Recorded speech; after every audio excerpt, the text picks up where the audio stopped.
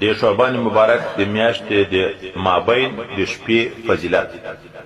حضرت المؤمنین وی چې حضور پاک صلی الله علیه وسلم یوه شپه چې د ما په نوبت و د شپې راویښه شوم چې حضور پاک صلی الله علیه وسلم مې په څنګ کې نشته. نو پسې راووتم د خپلې حجرې مبارکې نه چې راووتم چې دی ایدرې مبارکې د صحابه کرامو ته جنت البقیع ته تللی د یخ طرف نه را روان ده. نو راته ویلې تا څه خیال ده؟ په دا ویرېدې چې الله او رسول به په تا ظلم وکړي، د تا حق به په نورو باندې وخوري؟ دا په جواب کې ورته ما ویلې یا رسول الله صلی الله علیه وسلم د ما ګمان و چې ته به بعضې نساو ته ورغلی. دا من ظلم خیال مې نه ده، غیرت انساني ده. غیرت دا چې د یوې بلې بنې په منځ کې هغه یوې سره د میړه تعلق لږ جوړېږي، په بله باندې خفګان راځي. بشري صفت ده، غیر اختیاري ده. دا غیرت راته ودرېدو چې کېدی شي ته بلې ته ورغلی. او هلته خو د دې یقین هم و چې رسول الله تعالی اجازه ورکړی تؤوي من تشاء منهن وترجي من تشاء. قسم خو په ده نشته، ظلم خو نشته، خو لورونه خو نشته چې دې په نبت بل چاته ودري. بیا نو حضور پاک صلی الله علیه وسلم ورته ویل چې رب کریم نزول کوي د شعبان په نیمه کې سماع دنیا ته، مغفرت کوي اکثر تر عدد تر شمیر د ویښتانو د میږو د کلب د قوم. د کلب قوم ډېرې رمې درلودې، د دغه رمې د ویښتانو په انداز ګناوې معاف کوي، ګناهګار نه ګناوې. تخکې فرق ده، سړی یې وي ګناوې زر وي، ټول عمر یې په ګناو کې تېر کړی. اوس نو که د سړیو حساب کې نو خو دا معنی لکه زر سړي معاف کوي، او که د ګناو معاف کې زر ګناوې معاف کوي. سړی به یې وي خو ګناوې به ډېرې. دغه ګناوې ښیي چې دومره ډېرې ګناوې معاف کوي. لوند لاندې نقطه ورسره کې چې فيه تتابع اضافات. تتابع د اضافاتو ده پکې دلته معاف کیږي په یو پر اکثر اکثر تر چی شي ګوره من عدد شعر غنم الكلب. عدد شعر ته شعر غنم ته غنم کلب ته مضاف. لکه چیرې مراح کې نه ده چې فيه تتابع د اضافاتو ده، لکه خبزت قبضة من اثر حافر فرس رسول. پیاد نو ده امو په وخت کې خو واب کې که اوس ورکه شوي نه یم خبر پالته یوه نکته واب کې بهر تقدیر د شعبان په 15 نزول د رب. مخکې مو ویلي و چې متشابهاتونه ده، هر څوک د خپل شان سره مناسب بیان کې کوي.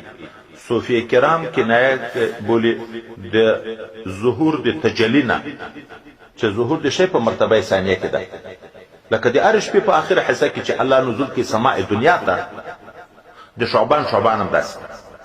نور به وروسته راځي چې د شعبان په نیمه کې د شعبان په میاشت کې عرض د اعمالو الله تعالی ته کېږي. خبره به هلته بیا را روانه ده. یو قول د تقدیر نسبت څوک دغه شپې ته کړي چې دغه شپه د شعبان د 15 د لیلة القدر ده. فیها یفرق کل امر حکیم. د دې وای ډېر فضائل دي، خو بعضې شیان چې په خلکو کې پکې رواج دي، لکه د امید لمنځونه صلات و رغائب، او ایقاد النار اورونه بلول. دلته د ذاتي نور نه دی رانقل کړی، وای مرقات چې وګورئ مرقات کې دغه بحث وای رانقل کړی ده. موږ په وطن کې هم دا رواج و، دغه ځای کې هم بعضې زموږ د وطن د خلکو رواج اوس هم دلته بعضې شته. په دغه شپه باندې کنتي راوځي ورونه بلوي.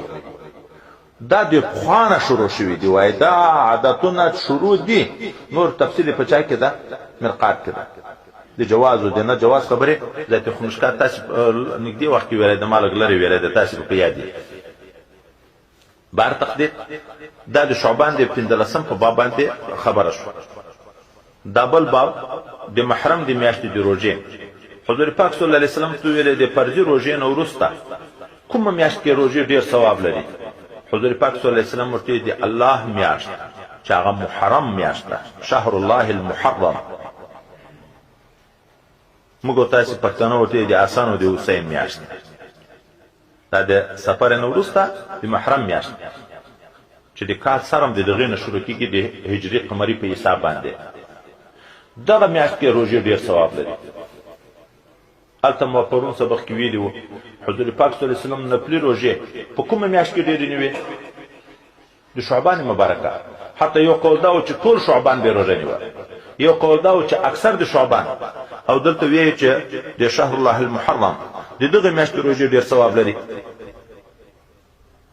په دې کې یوه ورځ ده چې الله په مخکینیو امتو باندې رجوع په رحمت کړی د موسی علیه السلام او د ده قوم خدای د فرعون په دغه ورځ خلاص کړی لس غټ واقعات کې پېښ شوي دي د نوح علیه السلام کشتۍ په دغه ورځ کوزه شوې ده ابراهیم علیه السلام د اور نه په دغه ورځ باندې خلاص شوی ده موسی علیه السلام د دریاب نه په دغه ورځ خلاص شوی ده غټ غټ واقعات تقریبا لس کې پېښ دي عیسی علیه السلام تولد په دغه ورځ باندې راغلی ده خو ويتوب على قوم آخرین خبرم د لاندې نقطه و چې لیکي چې کېدی شي د حضرت حسین رضی الله عنه شهادت مقام ته اشاره وي